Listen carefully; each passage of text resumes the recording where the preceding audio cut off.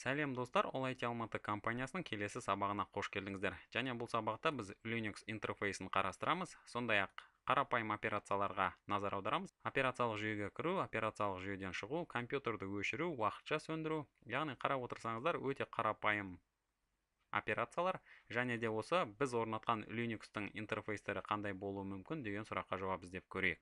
Менде мына жерде виртуалды машинада осы интерфейстің бірнеше түрлері қазір жұмыс істеліп тұр. Яғни мына жерде көретініміз CentOS 7 операциялық жүйесінде консольді көреміз, және Ubuntu сондай-ақ OpenSUSE Linux дистрибутивтері осы интерфейстерді сіздерге анық көрсетуге мүмкіндік береді деген ойдамын. Яғни бірінші Linux интерфейсі ретінде осы Linux консольді айтуға болады деген ойдамын. Және Linux консоль деп отырғанымыз бұл жүйенің консолі, және бұл Linux кернеліне, яғни Linux ядросына тікелей байланыс жасауға мүмкіндік береді. Яғни қолданушы осы Linux консолына командаларды енгізеді, яғни бізге түсінікті команданың барлығын енгіземіз, және осы консольдің арқасында Linux кернел өзіне қажетті командаларды алып, тағы да біз түсінетін қайта командаларды өзімізге экранға шығарады.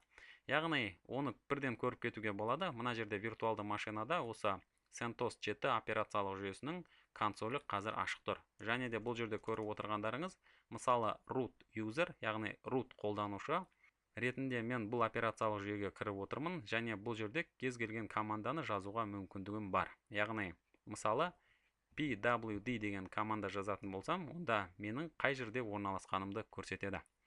Енді бұл жердегі командалармен сіздер әзірге таныс емессіздер, және бұл жайында ешқандай қобалжымаңыздар. Яғни ең қарапайым команданың бірі, мысалы point working directory деген команда енгіздім, және бұл маған жұмыс істеп отырған орнымды көрсетті. Және байқап отырсаңыздар, бұл жерде бір ғана слэш, яғни қисық сызықты көруге болады. Яғни мен ең түпкі негізгі папкада қазір орналасқанмын.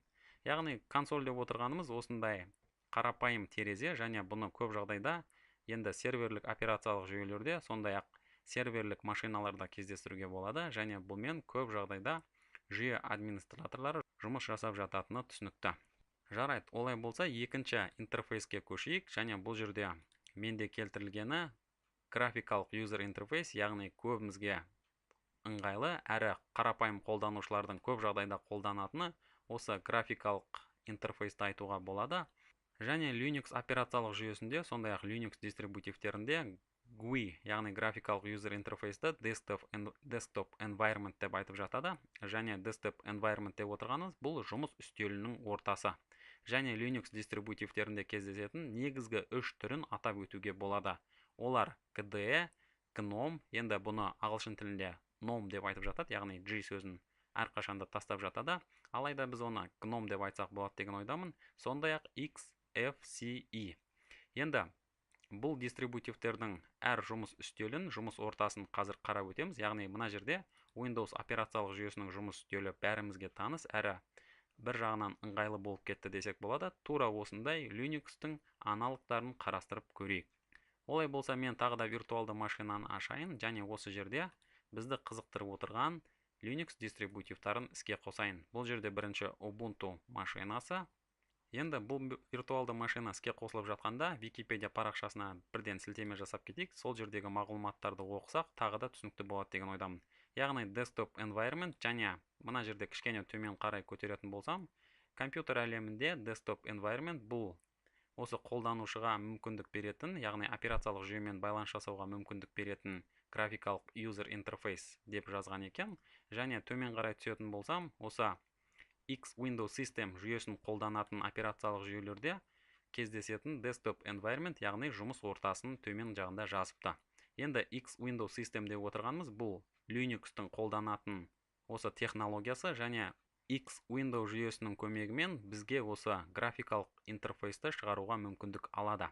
Көріп отырғандарыңыздар, мына жақта суретте байқасаңыздар, осы интерфейстің даму тарихы кішкене келтірілген екен. Соның ішінде GNOME, одан кейін XFCE және KDE түрлерін көреміз. Және бұл 2000 жылдары бастау алған байқайсыздар. Одан кейін 2011-2010 жылдары осы Unity деп аталынатын графикалық интерфейс дамыды, және GNOME интерфейсінен тағы да графикалық интерфейс Mate және Cinnamon түрлері дамыған. Енді осылардың барлығын қарастырып өтейік, яғни виртуалды машина қосылды деген ойдамын. Яғни бұл жерде көріп отырғандарыңыз Ubuntu машинасында қолданылатын жұмыс ортасы, жұмыс үстелінің түрі Unity деп аталынады. Және байқасаңыздар, бұл жерде бізге тез ашу панельдері операциялық жүйенің сол жағында орналасқан, және бұл жерде Mozilla сол сияқты кез келген бағдарламаны табуға мүмкіндігіміз бар. Және мына жердегі Ubuntu'дың бір ерекшелігі, және де өзіне тиесілі ерекшелігі десек болады, яғни барлық бағдарламаны, барлық нәрсені іздеуге мүмкіндік беретін осы Ubuntu'дың ерекше бір технологиясы деп айтсақ болады. Яғни көріп отырсаңыздар, бұл жерде мен мысалы терминалды ашуға мүмкіндігім бар, және терминалмен тағы да сабақтың келесі бөлімдерінде танысамыз. Алайда терминалды көбіңіздің білуіңізде әбден мүмкін. Яғни көріп отырсаңыздар, Unity жұмыс үстелі өте ыңғайлы, әрі бұны шынын айтқанда көптеген өзгерістерге ұшыратуға болады. Яғни кез келген бағдарламаны алып тастауға, немесе жаңадан бағдарламалар қосуға. Сол сияқты байқап отырсаңыздар, жұмыс үстелінің оң жағында, жоғары жағында бізге уақыт, сондай-ақ желіні қалыпқа келтіру нүктесі. Тағы да мына жерде компьютерді сөндіру, немесе компьютерден шығу, компьютерді жабу сияқты нүктелер берілген. Енді Unity жұмыс үстелімен таныстық деген ойдамын. Олай болса, OpenSUSE операциялық жүйесінде Linux дистрибутивінде қолданылатын KDE жұмыс үстелімен, жұмыс ортасымен танысып көрейік.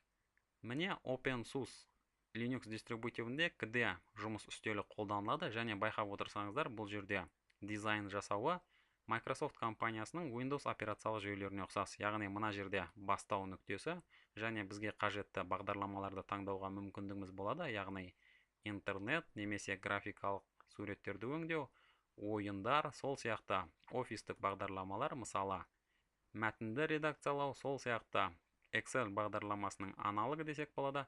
Яғни байқап отырсаңыздар, бұл жерде Microsoft компаниясының аналогтары барлығы кездеседі. Және де төмен жағында бұл жерде де қалыпқа келтіру жұмыстарын жасайтын терезелердің берілгенін көріп отырсыздар. Және жалпы айтқанда, бұл жұмыс істеуге өте ыңғайлы және икемделуге оңай келетін жұмыс үстелі. Енді тағы да мысалы, осы мен алдында сіздерге алдыңғы сабақта көрсетіп кеткен Linux Mint Linux дистрибутиві Cinnamon деп аталынатын жұмыс үстелін қолданады, және оның да өте ыңғайлы әрі әдемі дизайнда жасалғанын көрдіңіздер. Енді келесі слайдтың бөліміне көшетін болсақ, бұл жерде қарапайым операцияларды жазған екенбіз, яғни дисплейдегі. Яғни бұл жерде жазылған мағлұмат: операциялық жүйеге кіру, операциялық жүйеден шығу, сондай-ақ компьютерді өшіру, дисплей қандай болады, уақыт, тағы да желіні қалыпқа келтіру, сондай-ақ бағдарламаларды орнату дейді. Яғни қарап отырсаңыздар, бұндай операцияларды іске асыру бұл Linux дистрибутивтарында өте оңай. Яғни көріп отырғандарыңыздай, кез келген бағдарламаны мына жерден аша аламыз.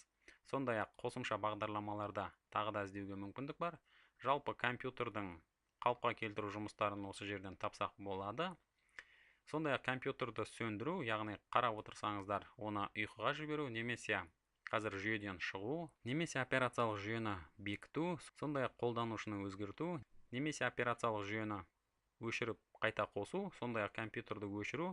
Сондай-ақ мына жерде уақытты қалыпқа келтіруге оңай болады. Яғни көріп отырсаңыздар, кез келген өзгерісті жасау енді сіздің таңдаған Linux дистрибутивіне қарай қарастыра жатарсыздар деген ойдамын. Енді Ubuntu'ға келетін болсақ, бұл жерде де қалыпқа келтіру жұмыстары оңай. Яғни желіні таңдасақ, осы жерде желіні қалыпқа келтіру жұмыстарын жасауға болады. Сол сияқты уақытты өзгертуге де мүмкіндік береді. Яғни қарап отырсаңыздар, time and date settings, яғни уақыт және күннің өзгерту мүмкіндіктері, және осы терезені ашып барлық өзгерістерді жасауға мүмкіндігіміз бар. Сондай-ақ бұл дистрибутивтегі бізге көп қолданатын бағдарламаларды оңай таба аламыз, яғни браузер, сондай-ақ офистік бағдарламалар, немесе Ubuntu'дың іздеу нүктесін басып, кез келген бағдарламаны іздей аламыз. Яғни бұл жерде байқайтынымыз, бүгінгі таңдағы Linux дистрибутивтерінің осы үстел үстіне қолдануға арналған нұсқалары, яғни көп қолданушыларға бағытталған операциялық жүйелерін қолдану өте оңай әрі ыңғайлы екенін байқаймыз. Және шынын айтқанда, бұны қойып, өзіңіз орнатып, барлығын көрсеңіз, сізге одан сайын түсінікті болады деген ойдамыз. Олай болса, бұл дистрибутивтерді көруге, танысуға әбден болады. Және Windows операциялық жүйесін қолданатын көрермендерге Ubuntu'ға немесе осы OpenSUSE, сондай-ақ Linux Mint операциялық жүйенің дистрибутивтарын қолдану аса қиындық туғызбайды деген ойдамын. Олай болса, бұл сабақта әзірге тоқтатамыз және келесі сабақта кездескенше мен сіздермен қоштасамын.